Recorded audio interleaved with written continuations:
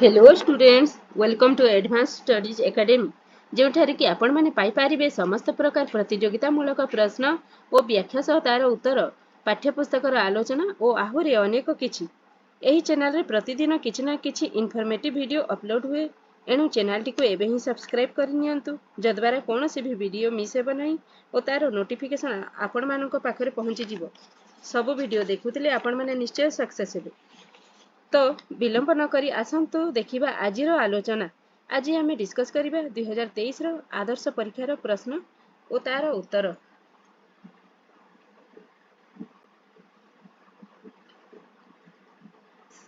तो सर्वप्रथमे आमे इंग्लिश विभाग को डिस्कस करिबा। प्रथम क्वेश्चन टी हैला the king had a beautiful daughter which one of the following is the opposite word of the underlined word in the sentence above. तो एठारे कहिछि जे ब्यूटीफुल रो opposite word T कोन। तो beautiful रो opposite word T हैला अगली। अगली beautiful means सुंदर आउ अगली means असुंदर। परवर्ती क्वेश्चन को जिबा। परवर्ती क्वेश्चन रे पैराग्राफ अछि। पैराग्राफ टी को पढिबा। Read the following passage carefully and answer the question from 2 to 4। माने 2 रु 4 रो जो प्रश्न अछि 2 3 4 एथरे गोटे पैसेज देछि एहा को पढी आमे 2 3 4 रो प्रश्न रो उत्तर आमे कहिबा।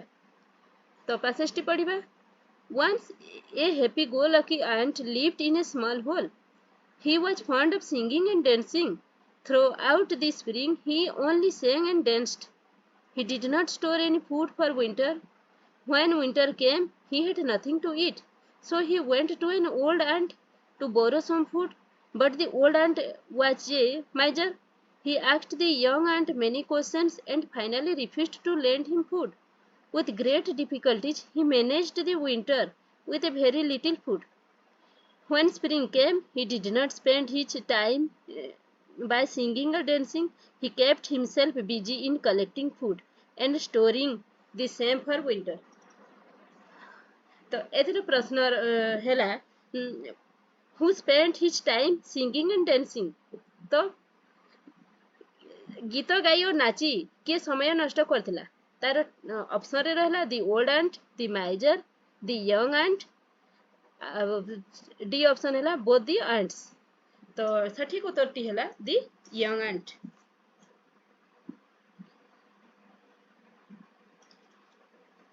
क्वेश्चन नंबर 3 रे अछि the old ant did not give food for to the young ant because.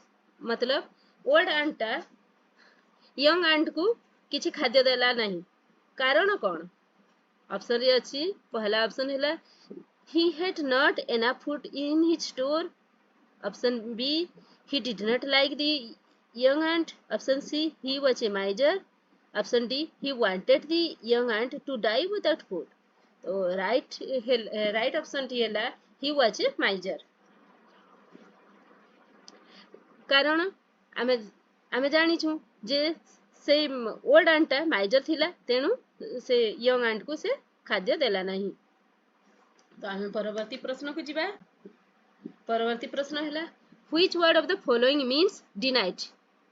तो डिनाइड अर्थ कोन। डिनाइड अर्थ कोन मना कर देला। तो ऑप्शन ए रे रहला माइजर। माइजर मीन्स कंजूस। ऑप्शन बी हैला रिफ्यूज्ड मीन्स मना कर देला। तो एठरे राइट ऑप्शन हेबो रिफ्यूज्ड। तो एठरे ऑप्शन बी टा करेक्ट आंसर। परवर्ती क्वेश्चन को जिमा। Question number 5। क्वेश्चन नंबर 5 रे अछि the cow is dash useful animal.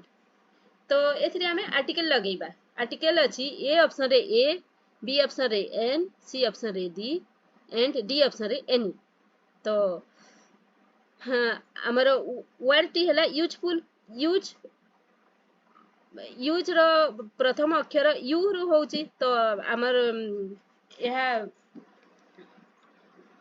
Vowel थिले मध्य यहा भावेल रो साउंड हेउ नहीं तेनु यहार राइट ऑप्शन हैला A the cow is a useful animal.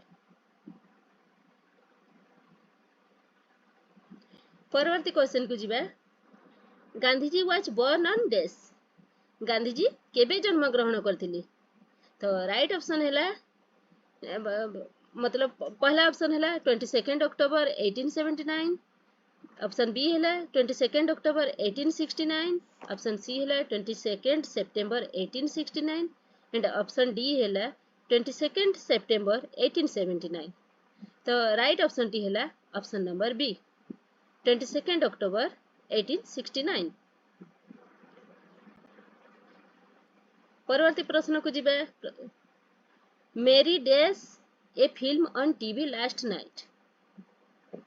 तो आमे एठी भार रो ठीक फॉर्म बसैबा तो मेरी टीवी रे गत राति रे कौन करूथला देखुथला गोटे फिल्म देखुथला तो देखुथला एटा तो पास्ट वर्ड तेणु आमे पास्ट ऑप्शन खोजिबा तो ऑप्शन नंबर 1 रे अछि ऑप्शन नंबर ए रे अछि वॉच, बी रे अछि वॉच्ड, सी रे अछि हैव वॉच्ड, डी रे अछि हैड वॉच्ड।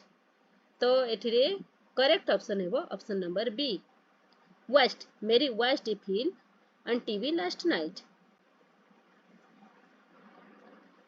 परवर्ती क्वेश्चन को आसीबा there was a monkey from Raigarh who rode on a tiger. They returned from the ride with the monkey inside. Here the underlined word they is used for dash.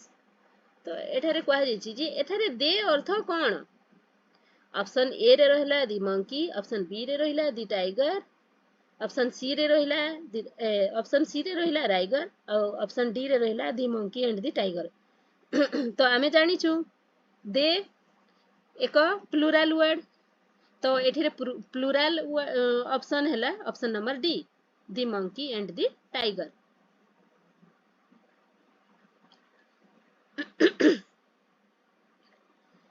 परवर्ती question को आसीबा question number 9 in the story the little round bun the old woman baked the bun and put it dash to cool.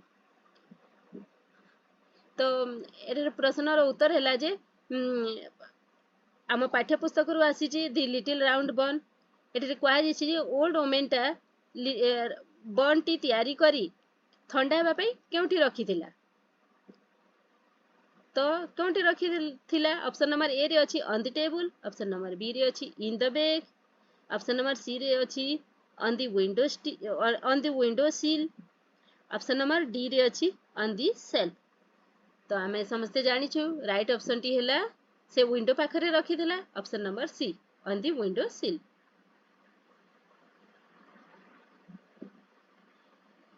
परवर्ती प्रश्न को आसीबा as described in the poem rainy day dash makes bubbles on the water.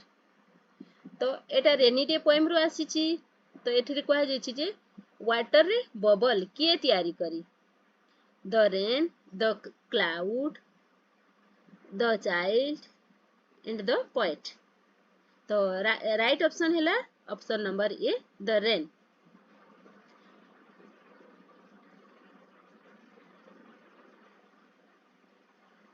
परवर्ती प्रश्न को आसीबा question number 11 in the story Raju and the rooster king is dash the name of the boy, the name of the boy's father, the name of the rooster, the name of the biggest rooster. तो right option हैला the name of the biggest rooster option number D इटा right option. परवर्ती प्रश्न को आसीबा fill in the blank with the correct word from the following good morning birds, good morning trees and creeping grass and dash beach. तो एटा poem रु आसीछि एटा गोटे झियोटी गाइथिला गुड मॉर्निंग से नेचर समस्त जिनिस को से गुड मॉर्निंग करूथला तो गुड मॉर्निंग बर्ड्स से बर्ड्स को गुड मॉर्निंग कला, गुड मॉर्निंग ट्रीज से ट्रीज को गुड मॉर्निंग कला तापरे क्रीपिंग ग्रास आउ बीच को गुड मॉर्निंग करिछि। तो बीच रो आगरे कोन रहइबो केउ बीच को से गुड मॉर्निंग करिछि ऑप्शन नंबर ए रे रहला ब्राउनी, ऑप्शन नंबर बी रे रहला ब्रोनी, ऑप्शन नंबर सी रे रहला ब्रोनी आ ऑप्शन नंबर डी रे रहला ब्रोनी। तो एठिरे स्पेलिंग अलग अलग अछि। तो एठी ऑप्शन नंबर 1 टा राइट ऑप्शन ब्राउनी बीच।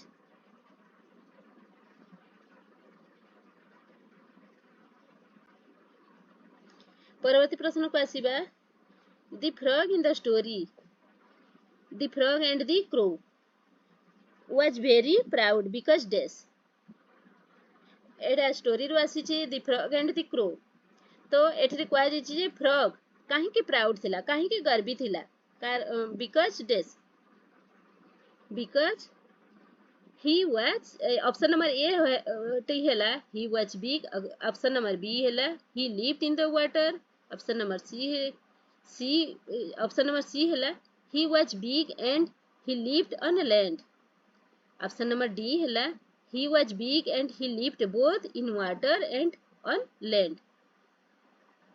तो ऑप्शन नंबर ए रो अर्थ हैला जे से बड़ थिला। ऑप्शन नंबर बी रो अर्थ हैला से पानी रे रहुतला। ऑप्शन नंबर सी रो अर्थ हैला से बड़ थिला ओ लैंड रे रहुतला मतलब भूमि रे रहुतला। ऑप्शन नंबर डी हैला से बड़ थिला आ बोथ वाटर एंड लैंड उभय जल और स्थल रे रही पारुथिला। तो राइट ऑप्शन हैला ऑप्शन नंबर डी से उभय से बड़ मध्य थिला उभय जल और स्थल रे रही पारुथिला जहा कि अन्य जीव माने रही पारंती नहीं तेणु से गर्वी थिला प्राउडी थिला। ताहले परवर्ती प्रश्न को आसीबा option number question number 14 who are called white sheep. तो एठारे व्हाइल टा मिस्टेक अछि एटा व्हाइट शीप। तो कहा को व्हाइट शीप कहा जाइछि in the poem clouds. Clouds पाठ रे व्हाइट शीप कहा को कहा जाइछि। ऑप्शन ए रे रहला द हिल्स। ऑप्शन बी रे रहला द क्लाउड्स। ऑप्शन सी रे रहला दी वाइंड्स एंड ऑप्शन डी रे रहला दी व्हाइट गोट्स। तो एठरे राइट ऑप्शन हैला आकाश रे जो क्लाउड माने थिले से माने धड़ा धड़ा दिसुतिले से मानु को एठरे व्हाइट शीप बोली कहा जाउची तेनु option number B is correct answer. The cloud is correct answer. परवर्ती प्रश्न को आसीबा our headmaster always dash us. आमो हेडमास्टर सबु बेले आमको डैश करंती। ऑप्शन ए रे रहला गाइड्स। ऑप्शन बी रे रहला गाइडिंग। ऑप्शन सी रे रहला हैच गाइडेड आउ ऑप्शन डी रे रहला गाइड।